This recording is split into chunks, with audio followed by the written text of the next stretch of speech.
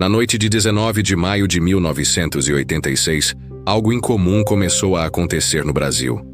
Não foi em uma cidade, não foi em um único lugar. Foi no céu inteiro. Pessoas começaram a olhar para cima. Primeiro uma, depois várias. Luzes estavam paradas no ar. Não piscavam como aviões. Não se moviam como estrelas. Simplesmente estavam ali. Algumas eram brancas, outras laranjas. Algumas mudavam de posição sem fazer curva. Testemunhas pensaram ser helicópteros, mas não havia som. Nenhum ruído de motor. Nenhuma hélice. Controladores de voo começaram a receber ligações. Muitas ligações. Pilotos comerciais relatavam o mesmo.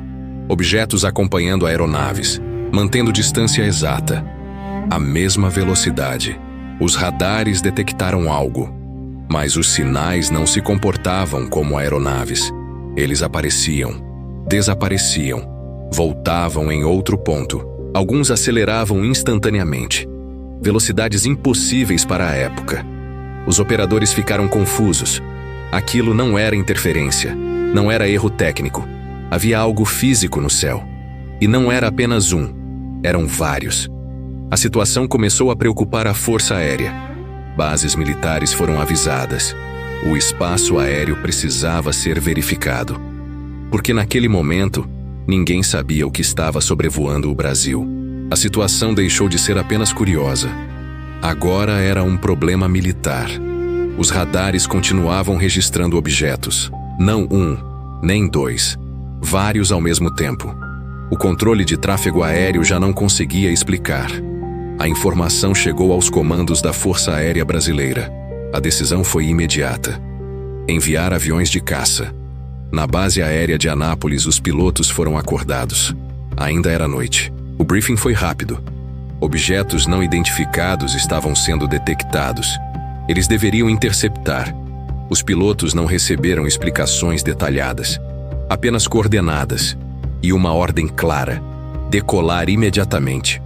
Os motores começaram a rugir na pista. As luzes dos hangares refletiam no asfalto úmido. Os pilotos sabiam que não era um exercício. Algo estava realmente acontecendo. Os caças Mirage levantaram voo. Logo depois, F-5 também partiram. Subiram rapidamente, direto para a escuridão. O céu estava limpo, sem tempestades, sem turbulência. Nada que justificasse os sinais nos radares. Os controladores guiavam os pilotos pelo rádio. Indicavam a posição dos alvos. Distância diminuindo. Os pilotos começaram a procurar visualmente. Primeiro nada.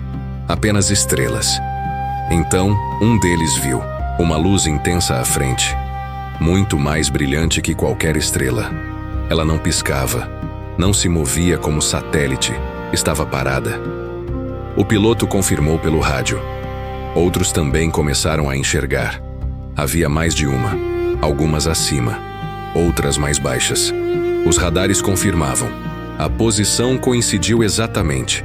O caça aproximou-se, e então a luz reagiu. Ela acelerou instantaneamente, sem curva, sem transição, simplesmente disparou. O piloto tentou acompanhar, aumentou velocidade, mas não conseguiu. O objeto estava muito mais rápido. Outro piloto relatou algo ainda mais estranho. Uma luz o acompanhava lateralmente. Mantinha a mesma distância, como se estivesse observando.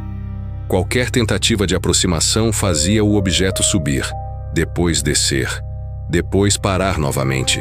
Movimentos impossíveis para aeronaves. Os pilotos começaram a ficar tensos. Eles eram treinados para qualquer interceptação. Mas aquilo não seguia nenhuma lógica conhecida. Os radares continuavam mostrando múltiplos alvos, em diferentes altitudes. Alguns cercavam os caças, não de forma agressiva, mas claramente próximos. Um piloto descreveu que parecia escolta, como se estivessem sendo analisados. O combustível começava a baixar. O tempo de voo estava no limite. A base solicitou retorno. Relatórios deveriam ser feitos imediatamente. Mas antes de voltarem, algo ainda mais inesperado aconteceu. Antes do retorno, um dos pilotos recebeu nova orientação. Um alvo estava diretamente à frente. Muito próximo. Mais próximo do que qualquer outro naquela noite. Ele ajustou a rota. Aumentou a velocidade. O radar confirmava a posição. Distância diminuindo rapidamente. O piloto preparou-se para a identificação visual.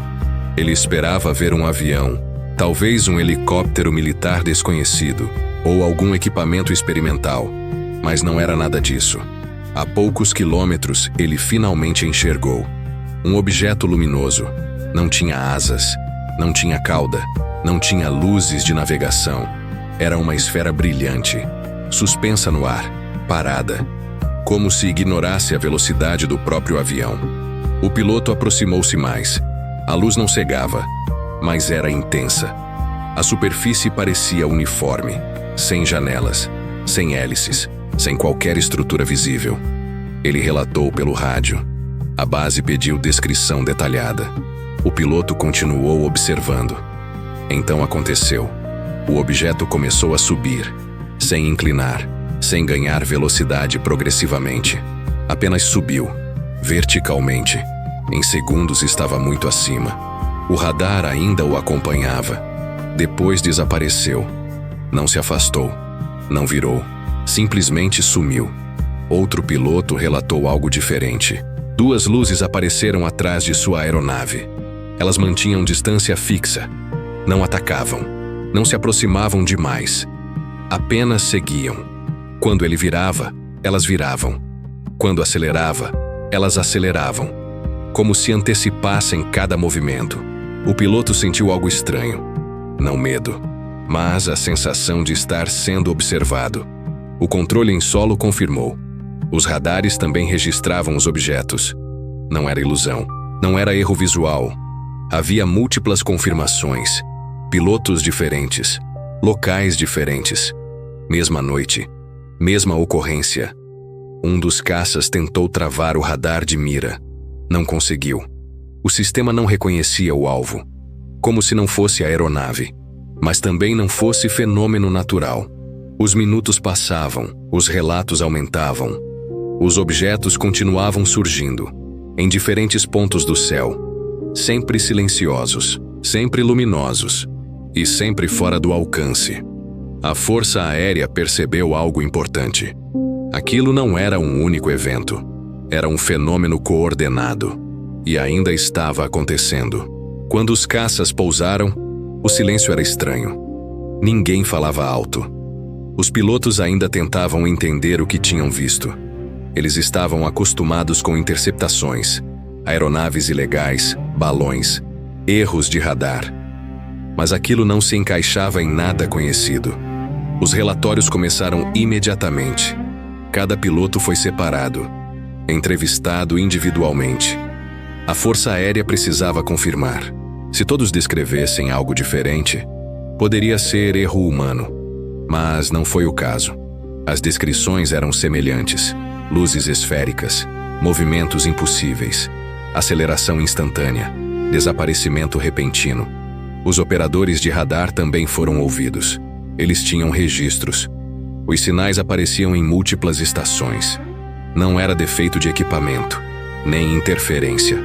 Havia objetos físicos sendo detectados. Naquela mesma noite, torres civis também confirmaram. Pilotos comerciais relataram o fenômeno. Alguns tiveram os objetos ao lado das aeronaves, mantendo altitude, mantendo velocidade. Passageiros também viram. Luzes foram fotografadas. Relatórios se acumularam. A Força Aérea não podia simplesmente ignorar. O evento recebeu classificação oficial. Objeto voador não identificado. Não era uma suposição. Era um registro militar. A quantidade impressionou. Foram dezenas de alvos, em diferentes regiões, ao mesmo tempo. A imprensa começou a descobrir. Boatos circularam, mas os militares permaneceram cautelosos. Uma reunião foi convocada. Oficiais de alto escalão participaram. Era preciso explicar, ou pelo menos registrar, porque havia um problema. Nenhum país assumiu responsabilidade. Nenhum teste foi comunicado. Nenhum satélite poderia fazer aquilo. A tecnologia descrita não existia publicamente. Mesmo assim, estava no céu brasileiro. Aquela noite ficou marcada. Os documentos foram arquivados, mas não desapareceram. Anos depois, parte deles seria liberada, confirmando algo raro. A própria Força Aérea admitiu. Os pilotos realmente perseguiram objetos desconhecidos. E até hoje, não há explicação definitiva. Nos dias seguintes, o país voltou ao normal. As pessoas foram trabalhar. Os aeroportos continuaram operando. Os voos seguiram rotina. Mas para quem esteve naquela noite, nada era igual. Os pilotos continuaram voando. Treinaram como sempre. Cumpriram novas missões. Mesmo assim, lembravam. Eles não tinham visto algo distante. Eles estiveram perto. Muito perto. Alguns evitaram falar publicamente. Outros comentaram apenas com colegas. Não por medo, mas por não saber explicar. Os radares haviam registrado. Os relatórios existiam.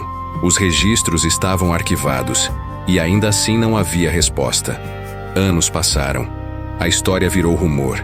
Depois curiosidade. Depois quase esquecimento. Até que documentos começaram a aparecer. Arquivos foram liberados gradualmente. Relatórios oficiais. Comunicações de rádio. Depoimentos militares. Aquela noite realmente aconteceu. Não foi invenção, não foi exagero. Foi registrada pelo próprio governo.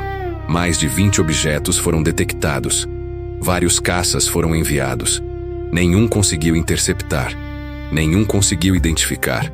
Os pilotos eram experientes, acostumados ao céu, acostumados a reconhecer aeronaves.